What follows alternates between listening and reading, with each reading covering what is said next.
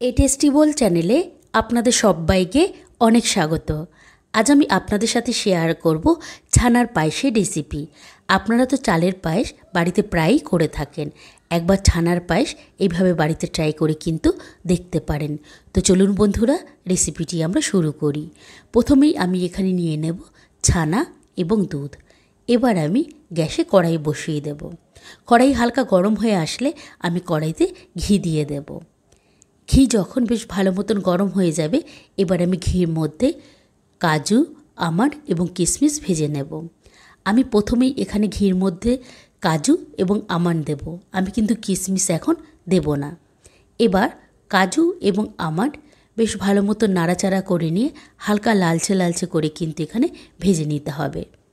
এবার যখন কাজু এবং আমন্ড ভাজতে ভাজতে ঠিক এরকম হালকা লালচে ভাব চলে আসবে, এবার আমি এখানে কিশমিশ দিয়ে দেব। এবার আমি ভালো মতন কাজু, কিশমিশ এবং আমন্ড নাড়াচাড়া করে নিয়ে ভেজে নেব। এবার যখন ভাজা হয়ে আসবে, এবার আমি কড়াইয়ের থেকে কাজু, আমন্ড এবং কিশমিশ একটি পাত্রের মধ্যে তুলে নেব।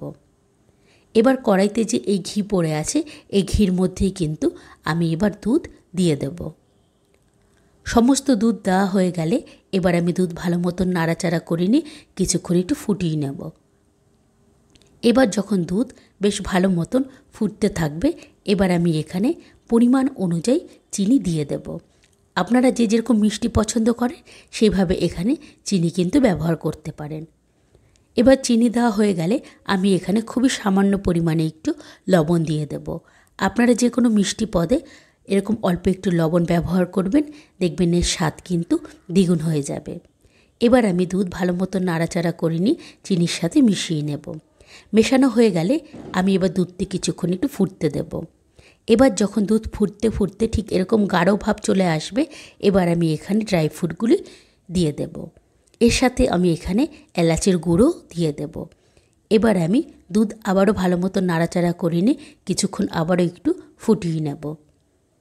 এবার যখন দুধ বেশ ভালো মতন ফুটতে থাকবে, এবার আমি দুধের মধ্যে ছানা দিয়ে দেব।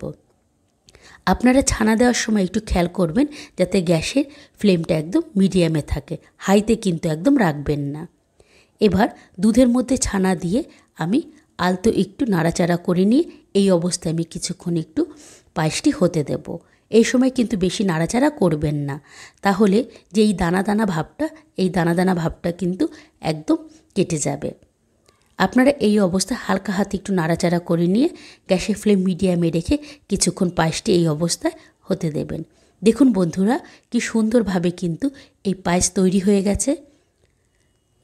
এবার আমি গ্যাসের ফ্লেম বন্ধ করে রেখে দেব। ব্যাস এইভাবেই কিন্তু আমার তৈরি হয়ে যাবে এই সুস্বাদু ছানার পায়েসের রেসিপি। আপনারাও ঠিক এইভাবে বাড়িতে একবার ট্রাই করুন এবং আপনাদের অভিজ্ঞতা আমাকে কিন্তু কমেন্টসে অবশ্যই জানাবেন। আজ তবে আসি বন্ধুরা, বাই।